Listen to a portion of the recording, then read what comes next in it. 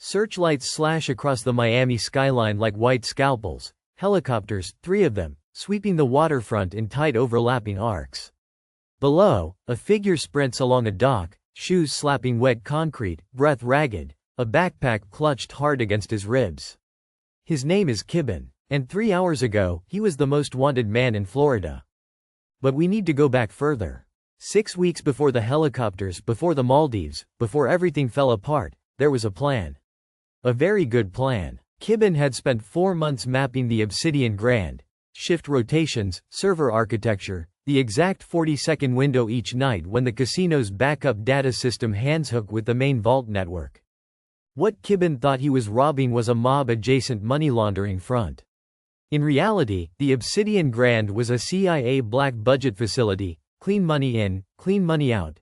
Untraceable operational funding cycled through the chips and the wire transfers like blood through a vein. He didn't know. That's the thing about the best traps, they look like opportunity. He walked out with 47 million in untraceable chips and digital transfers. He also walked out with something he didn't even know he'd taken, a compressed encrypted file buried 17 layers deep in the casino's operational server. A file called Sundown. He had no idea what it was. He just knew the FBI was already moving and that he needed to disappear. A forged passport, a charter flight to the Maldives. And then, silence. 3 weeks of open ocean, coconut-scented wind, and the particular kind of loneliness that only comes from being safe but completely, utterly alone. The Meridian sat glassy and still in the turquoise shallows of Kuta Atoll, a beautiful cage that Kibben had bought himself fair and square. He almost didn't hear the tender approaching over the sound of the waves. Almost. Kibben had his hand on the flare gun before he recognized the voice, loud, bright, impossible to mistake. Drea, standing at the bow of a rental boat, statement earrings catching the sun, both arms thrown wide like she was about to embrace the entire Indian Ocean. You left a digital breadcrumb in a Maldivian marina reservation system, Hudson called from the back of the boat. Laptop already open on his knees. Round glasses slightly askew. You used the same encrypted alias you tested on my server in sophomore year. I found you in 11 minutes. He looked almost apologetic about how easy it had been.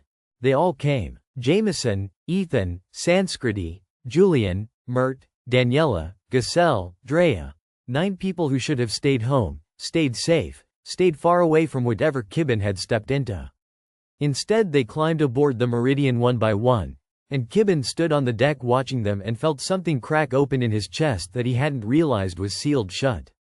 That first evening on the upper deck lounge was the last truly good hour any of them would have. String lights strung overhead, drinks sweating in the heat, the ocean going molten orange and violet around them. Julian had somehow produced a playlist.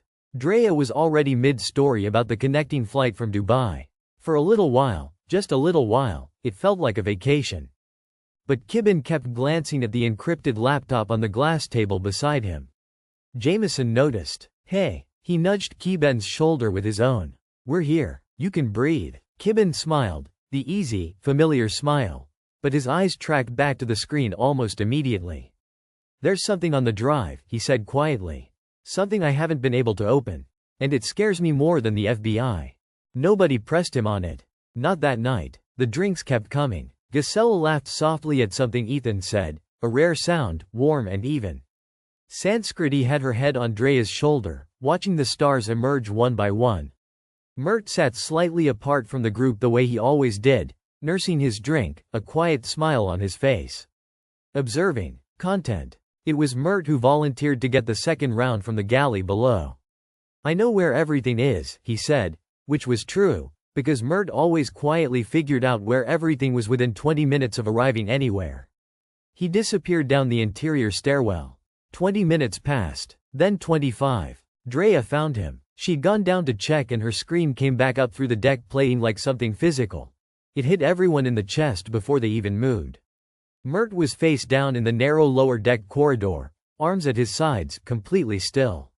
No blood, no wound, no broken glass. He looked, horribly, peacefully, like he'd simply lain down and closed his eyes. The group crowded the corridor within seconds. Jameson crouched and checked for a pulse. His hands were shaking. Sanskriti pressed both palms over her mouth. Julian kept saying, "No, no, no," very quietly, like a prayer in reverse. Hudson stood slightly back from the group, and he was already doing something different from everyone else. He was thinking. He went straight to the yacht's security terminal and pulled up the external camera feeds. And there it was. A gap in the footage. 4 minutes, 17 seconds, excised so cleanly from the recording timeline that you'd only notice it if you were specifically looking for the edit signature. Hudson looked at that gap for a long time. Then he turned around and looked at his friends. One of them had done this. Nobody slept. The cabin doors stayed locked. Jameson sat against his door with a fire extinguisher across his knees because it was the heaviest thing he could find. Kibben sat at the small desk in his cabin, staring at the encrypted drive, and for the first time let himself consider the possibility that the most dangerous thing on this yacht was not what was on that laptop. It was someone's face he already knew. By morning, Hudson had been awake for 22 hours and had cracked 3 of the 17 encryption layers on the Sundown file. He pulled Kibben into the corridor, just the two of them, voices low, and laid it out in plain language. It's a CIA operational asset registry. Active deep cover operatives, all embedded inside civilian life in the U.S. And there's a kill protocol. If this list is ever compromised, all 9 operatives get sanitized. Their word. Kibben stared at the number. 9 operatives. He turned slowly and looked down the corridor toward the closed cabin doors, doing the count in his head that he didn't want to do. Hudson said it for him, very quietly. There are 9 of us on this boat, Kibben. Not counting you. The silence between them was absolute except for the low hum of the engine beneath their feet. The accusation spiral was immediate and vicious. Julian pointed at Daniela. Her precision, her controlled movement, the way she always seemed to know where everyone was on the boat. Daniela didn't flinch. She pointed straight back at Ethan. "Tell me," she said calmly, "one verifiable fact about your life before the first week of college."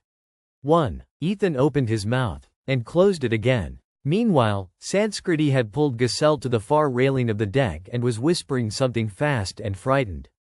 She'd seen Kibben's name in a government database during an internship, accidentally, a sidebar reference in a file she was never meant to open. She'd never told anyone. Giselle listened with her full attention, one hand resting gently on Sanskriti's arm. Nodding slowly, absorbing every word. The vote to move to Kuta Reef felt like logic at the time. Open space, shallow water, nowhere to hide and approach. It seemed safer than the closed corridors of the yacht. Giselle was the first to agree with the suggestion. She thought it was a very good idea. She said so with that soft, unreadable calm that everyone always found so reassuring. They loaded into the tender and headed for the island. Kuta Reef was heartbreakingly beautiful, white sand so fine it squeaked underfoot, the reef water around it an almost artificial electric blue. Julian had been quiet since they landed, quieter than usual. He took a long drink from his water bottle and sat down on the sand. Then he took another drink. And then he put the bottle down very carefully, like he was placing something fragile, and didn't get up again. Fast-acting chemical compound. Absorbed through contact. The bottle had been prepared before they even left the yacht. Julian was gone in under 60 seconds, and there was nothing any of them could do but watch and then not watch, because watching was unbearable. Kibben knelt in the sand beside him and found, half buried in Julian's bag, a satellite phone. Military encrypted. None of them had given it to him. Back on the yacht, down to 7. Hudson locked himself in Kibben's cabin with the drive and didn't come out for 4 hours. When he did, his face was the color of old paper. He sat down across from Kibben at the small desk and opened the laptop without speaking. He turned it so Kibben could see the screen. The Sundown list. 9 names. 9 cover identities, detailed and complete. Kibben read them slowly. Then he read them again. One of the cover identities on the list was constructed so carefully, so completely, that Kibben almost missed it. A legend built from nothing. A childhood backstory, a college enrollment, years of cultivated relationships. The legend's name was different. But the details beneath it matched, with horrible precision, someone Kibben had known for years. Someone who had first mentioned the Obsidian Grand to him over a casual dinner 18 months ago, framing it as an interesting target. Someone who had also suggested this trip. Hudson called everyone to the upper deck lounge. 7 people around the glass table in the deep violet hour before full dark, string lights overhead like nothing had changed. Hudson had the laptop open. He cleared his throat and began. What I found on the drive, and then the lights went out. Every single one. Complete darkness and the sound of the ocean, and 7 people not breathing. The emergency lighting kicked on 30 seconds later, deep red, casting everything in a bloody monochrome. Hudson was slumped forward in his chair. The laptop was gone. Keben's eyes moved across the remaining faces, Jameson, pale and gripping the table. Ethan, pressed back in his seat. Sanskriti, hands over her mouth. Daniela, already on her feet scanning the deck. Drea, eyes wide. And Giselle. Giselle was leaning forward to reach for where the laptop had been, a reflexive movement, almost elegant. And when she straightened, her dark bob swung forward and then back, and the string light above caught the small device tucked behind her ear. A tactical earpiece. The kind that doesn't come from a consumer electronics store. Kibben saw it, and Giselle saw him see it. The soft smile was gone. What replaced it was something Kibben had never seen on her face. Not cruelty exactly, but absence. All the warmth, all the gentle composure he'd trusted for years, simply not there anymore. Like a light switching off. She looked at him with clear, professional eyes and said nothing for a long moment. Then, very quietly, "You were never supposed to open the file, Kibben." She produced a compact sidearm from inside her linen jacket, calm, unhurried, the way she did everything. The group scrambled back from the table. But Kibben didn't move. Because 3 weeks alone on this yacht, scared and sleepless and certain something was coming, he had not been entirely idle. He reached under the glass table and pressed a single button on the panel Hudson had secretly installed into the yacht's frame during their first afternoon aboard. Every speaker on the Meridian crackled to life. And then something began transmitting, a live encrypted data stream beaming directly to a journalist's secure server in 3 separate countries simultaneously. The sundown list. The CIA casino front. The operational kill protocol. 2 deaths, with timestamps. All of it, broadcasting in real time to people who were very much awake and very much recording. Giselle's hand tightened on the weapon. But she didn't fire. "You kill us now," Kibben said, voice steady despite everything, and the transmission confirms it.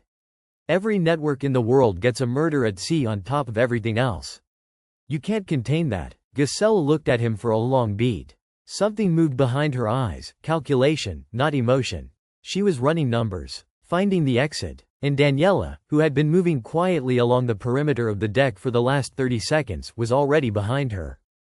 The fight was violent and economical. 2 people who both knew exactly what they were doing, which made it faster and uglier than any of them expected. Giselle was good. Daniela was better, or at least she was angrier, and in close quarters on a moving deck that mattered more than training. The sidearm skittered across the white deck planking. Jameson kicked it over the rail without thinking. It hit the water below with a small, clean splash. Sanskriti, hands shaking so badly she could barely see the screen, got a distress signal out to the Maldivian Coast Guard on the emergency beacon. Ethan and Jameson barricaded the lower deck stairwell with a cabinet and both their bodyweights.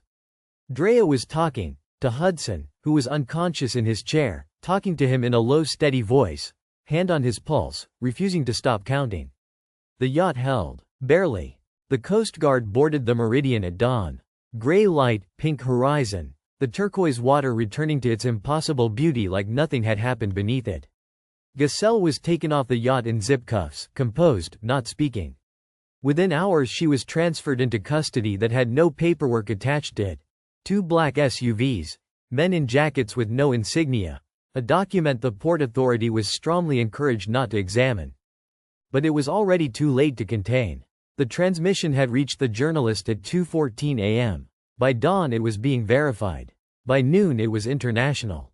By the following morning, sundown was on the front page of every major outlet in 12 languages, 9 cover identities burned beyond recovery, and a Senate Intelligence Committee had announced an emergency investigation.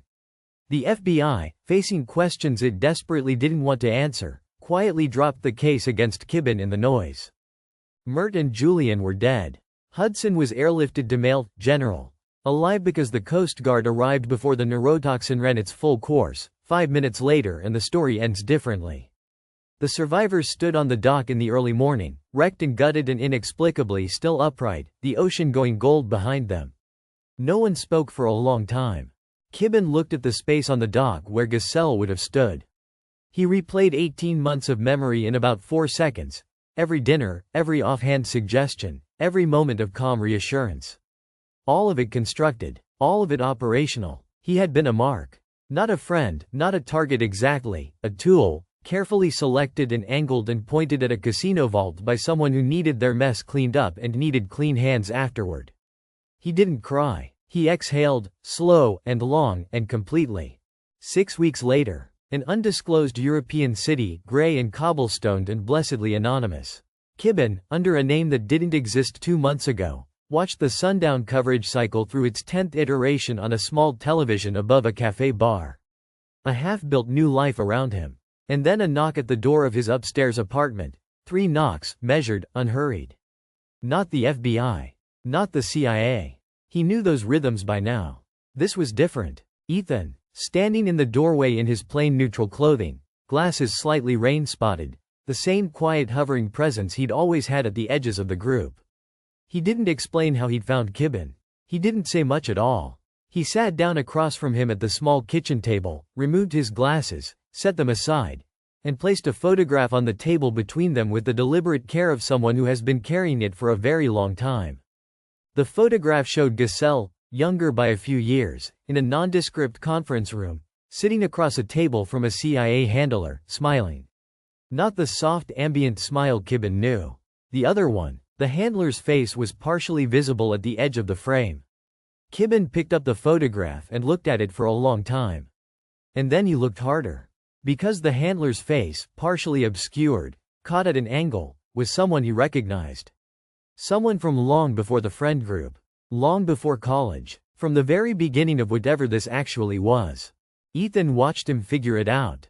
He didn't rush it. When Kibben finally set the photograph down and looked up, Ethan met his eyes with an expression that was not quite sympathy and not quite warning, something more precise than either. And he said 4 words, quietly, in the same reserved voice that had never once in years of friendship told Kibben a single verifiable thing about himself. There are 2 lists. The screen cut to black. Kibben sat very still. The photograph was still face up on the table between them. The handler's half-visible face staring up at the water-stained ceiling. 2 lists. He turned the words over slowly, the way you turn a coin before you realize it has no reverse side, only the same face, twice, looking back. He finally looked up at Ethan. The sundown list was 9 operatives, he said carefully. 9 covers, 9 names. You're telling me there's a second list? Ethan had put his glasses back on. He folded his hands on the table with a patience that felt, Kibben realized, entirely professional. Sundown was the list they let get stolen, Ethan said. The second list is the one they built to replace it. Newer covers. Deeper ones. People you've never heard of in positions you wouldn't think to look at. He paused. People who have already been watching you for 6 weeks. The room felt suddenly smaller. Kibben's gaze drifted to the window. The gray cobblestone street below. A handful of strangers moving through light rain. Absolutely ordinary, absolutely anonymous. He had spent 6 weeks believing anonymous was the same as safe. It was one of the cleaner mistakes he had ever made. Why are you telling me this? Kibben asked. It was the only question that mattered. Ethan was quiet for a moment. Then, with the same deliberate care he'd used to place the photograph, he reached into his jacket and produced a second item. A slim black USB drive, unmarked, set on the table beside the photograph. Because the person in that photograph, Ethan said, isn't just Giselle's handler. He built her cover. He built the operation. And 6 weeks ago, when the Senate announced the investigation, he was appointed to lead it. Kibben stared at the USB drive for a long moment. The person running the cover-up was now running the investigation into the cover-up. The cleanest trick in the world. He thought about Mert. He thought about Julian. He thought about Hudson in a hospital bed, breathing through a machine for 4 days before he could breathe on his own. And he thought about the exhale he'd let out on that dock in the Maldives. The long, slow one, like he was done. He hadn't been done. He was never going to be done. Kibben picked up the drive.